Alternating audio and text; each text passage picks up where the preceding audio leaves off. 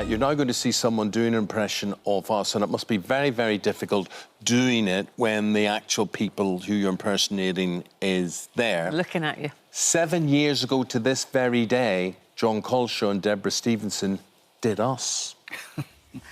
Hang on, we're not there yet. Fun and frolics. Good morning to you. It's another lovely day out there, and have we got a sunny show for you? Have we now? Why? What's going on? It's getting hot out there, so should you take off all your clothes? That's right, naturists, right or wrong? No, Eamon, that's your other show from this morning, remember? No, not this morning. Yeah. We're talking about ways to keep yourself cool this summer. Dr Dawn takes a break from looking at people's nether regions to tell us how later. And Bridget Jones's bookshelves were filled by them. Beyonce and Will Smith, both huge fans, so they are. But are you the same? Would you live your life by a self-help guide? One journalist is trying to live hers by using a different plan every month, but... The only rule book you live by is how to be a miserable wife, so it is. I'll tell you all...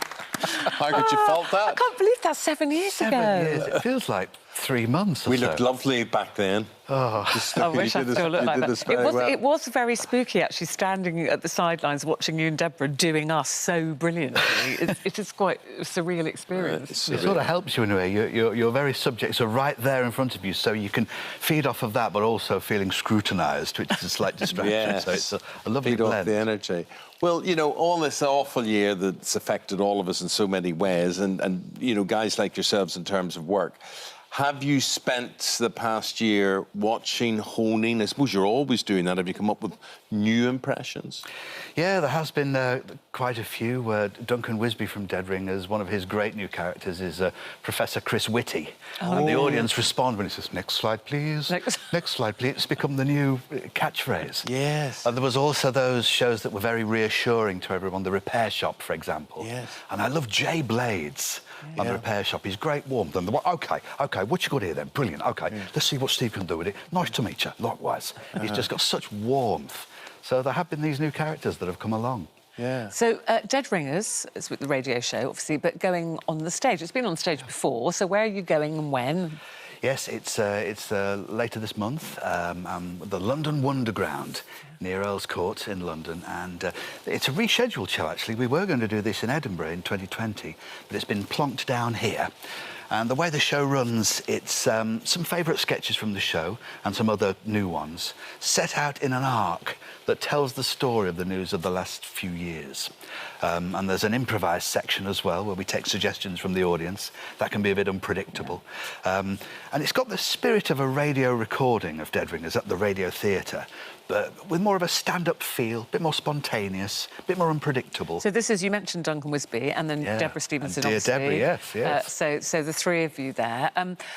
People need a laugh, don't they? We've had a very, very difficult time. So they can expect some favourite classics, sketches, but what new things do you have for people? One of our favourites is on Love Island. The Dead Ringers style is probably not to do the Love Island sort of contestants, as it were. The brilliant Luke Kempner, he knows all of those so fantastically. We tend to put our characters into Love Island. Unlikely Love Island. Yes, exactly, an unlikely Love Island. There was one where Duncan, who does Jacob Rees-Mogg, when he appeared on Loose Island, on Love Island, Loose Island would be quite a good name. That's a whole new show. That comes on at 12:30. Yeah. And, you know, there was Ian Sterling. Let's welcome the new contestant on Love Island. It's Jacob. And Duncan simply went, "Salutations." And the audience laughed for 25 seconds solid. Yeah. So these are the new areas that we like. And it's quite news-based, so, you know, you're doing things kind of early on in the day based on the news that day and relevant. Yes, we'll get a new... The front of the show is the Today programme. The show starts with the Pips, and then we'll run through some topical news stories as Nick Robinson, in that wonderful way that he's very quizzical, in the way that he asks the questions.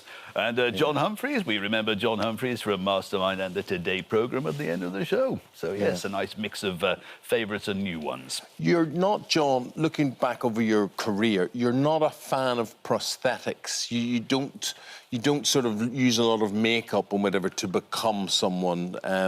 Why is that? Well, sometimes we do. There's been certain characters. Patrick Moore Yes. required them. It's a long old makeup job. It's a long procedure, and it's fascinating when you see it done. But sometimes when you're buried in, you know, lots and lots of makeup, it can mean that you don't perhaps perform quite so much. The facial nuances get lost. It's good for an initial woof, there they are, but it's just freer to not have it, but intriguing it's a bit like when having Botox, really, I suppose.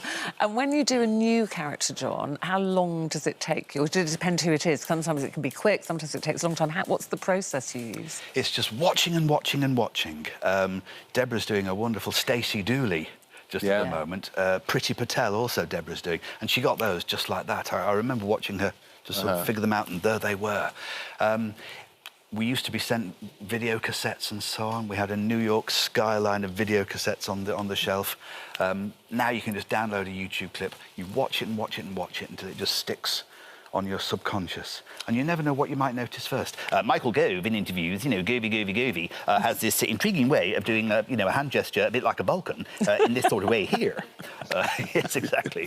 Andrew Marr will throw his arm out in this way as he is asking the questions and addressing the camera in this way. So but it's brilliant how you pick up on those little things. And just as soon as Ruth's saying, immediately you latch on to someone, someone can go out of vogue. I mean, for instance, Donald Trump, is there much of an appetite for him nowadays, or...?